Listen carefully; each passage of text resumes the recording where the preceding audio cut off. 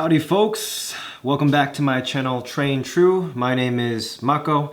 If you do like my videos, especially on keto and working out, lifting heavy on keto, please give this video a like, please subscribe, hit the notification button. I try to get a couple videos out per week. So today I want to do more of an informative video on how I do electrolytes, because most people on keto are obviously willing to go on Google and figure out that they do need to supplement electrolytes, but they don't know exactly how, and I just want to simplify it, particularly for those of you who are trying to work out heavy, do some intensive exercise, sport, activity, and just generic keto if you want to feel better and be healthier. Some of this does apply to a lot of people who just aren't on keto, just any diet in general, doesn't matter. Supplementing electrolytes makes a big difference. All right, so what do I have here? My favorite supplements to go with would be, for at least electrolytes, bulk supplements. They come in containers or Ziplocs like this. My favorite sodium supplement would just be the Costco Kirkland Signature Pink Salt. All right, obviously, comes in bulk, cheap. My favorite potassium supplement is bulk supplements over here, potassium citrate. There are different types of potassium you can get. This is my favorite because it dissolves so quickly. It doesn't have much taste. And it's very bioavailable. A lot of bang for the buck. It's pretty cheap as well.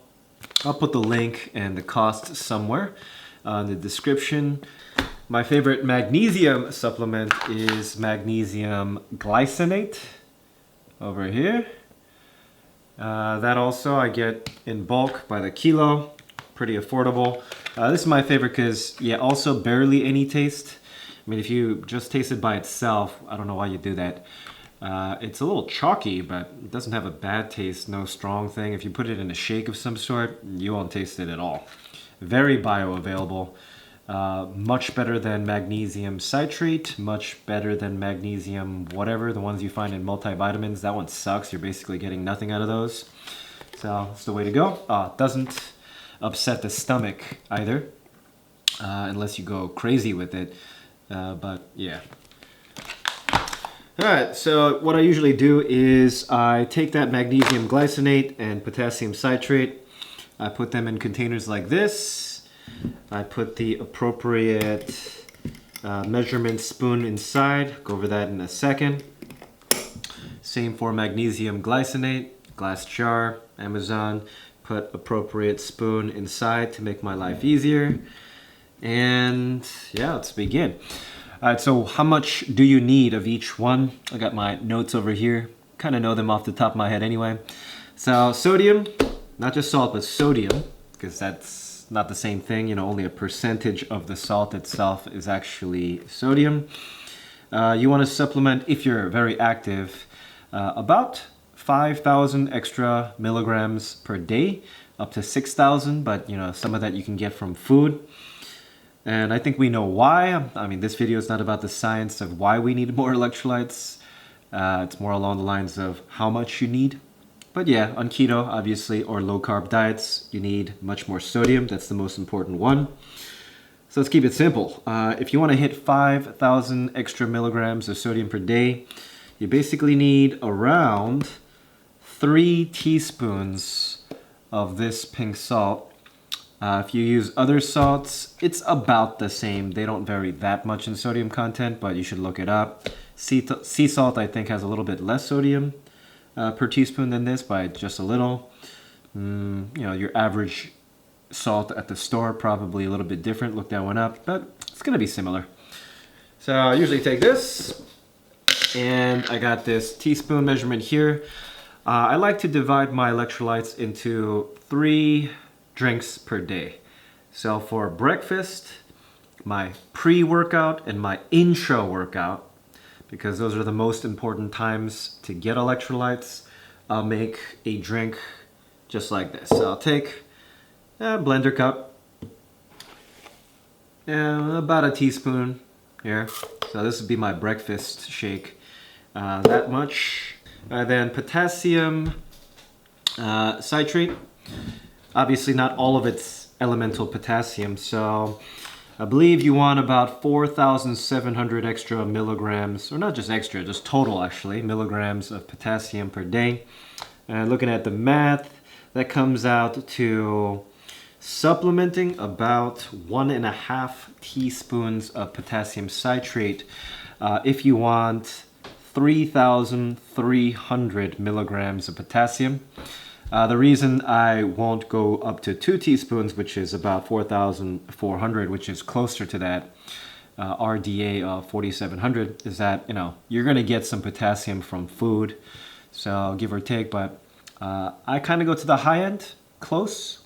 Again, that's 3,300 with 1.5 teaspoons because I don't really always eat that many foods high in potassium. And even though I sometimes do, I still won't go overboard, like no lethal dosage or anywhere close to dangerous, even if I do take 1.5 teaspoons of this. And also I sweat a lot. So the more you sweat, the more electrolytes you're probably going to need. And I work out pretty hard and long, so I supplement a bit more. So again, I'm making 1 out of my 3 drinks per day, and I want 1.5 teaspoons by the end of the day of potassium citrate. So I'm putting half a teaspoon into this morning drink. As you can see, half teaspoon there, if that focuses. Put it back in there. And then magnesium glycinate. Again, only a percentage of it is magnesium. So looking at the math there, you want around 300 to 500 milligrams of elemental magnesium per day. Most people don't even get close, so even non-keto, non-low carb people, you can learn from this. I will want to supplement, looks like half a teaspoon of magnesium glycinate will end up being 330-ish milligrams. And of course, other food that I eat throughout the day. I also do take ZMA at night before bed, which actually has 100% of magnesium per day, but it's a different type. And I believe this is more of a magnesium to the brain type. Don't take my word on that, but either way, more magnesium, the better, I think. Just don't go way overboard. You probably will get diarrhea in that case. So I aim for about 300 on the lower end because I do take that ZMA, and of course I eat food throughout the day. All right, so take that. I got my 1/8 teaspoon scoop in here. And because I'm aiming for about half a teaspoon across 3 drinks, I guess it makes sense, like 1/8, 1/8, 1/8, 1/8 would be, of course, half. So I usually kind of do like a rounded 1/8, you know, like that. You see it's kind of like overflowing a little bit, a little too much actually, a little dust in there. And put that in there.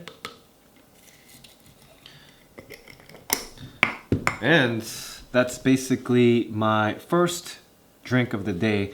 Obviously, I put other stuff in here. Usually my morning shake has, you know, a couple scoops of protein, put some spirulina, some other random supplements in there.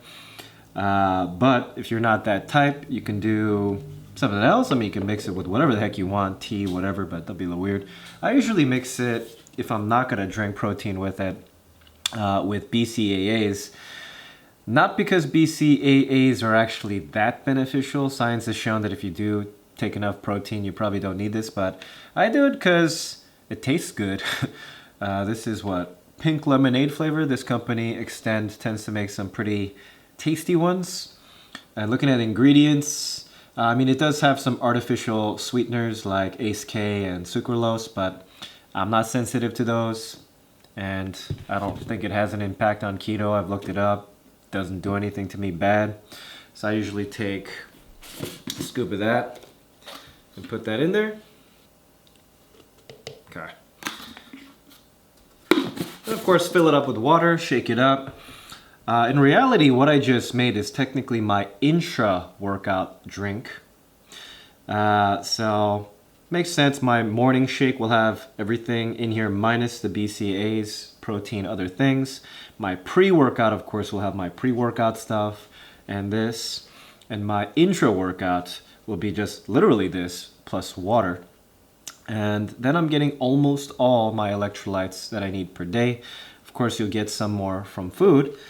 And that's where the extra sodium will come from, because you can go up to 6,000 milligrams. This one, all three combined will be about 5. Potassium, again, I'm getting around 3,300 just from these 3 drinks. The rest will come from food. And magnesium, I'll get around 300 to 330, depending on how rounded those scoops are. The rest I'll get from food and the ZMA. I feel so much better now that I've focused on these electrolyte drinks. I mean, obviously sodium is the most important for exercise. It's a night and day difference in terms of explosive strength. So those of you complaining about keto flu, lack of strength, or just feeling terrible on keto, this is the first thing you want to do for sure. And then give yourself, of course, time to adapt to fat for fuel in general.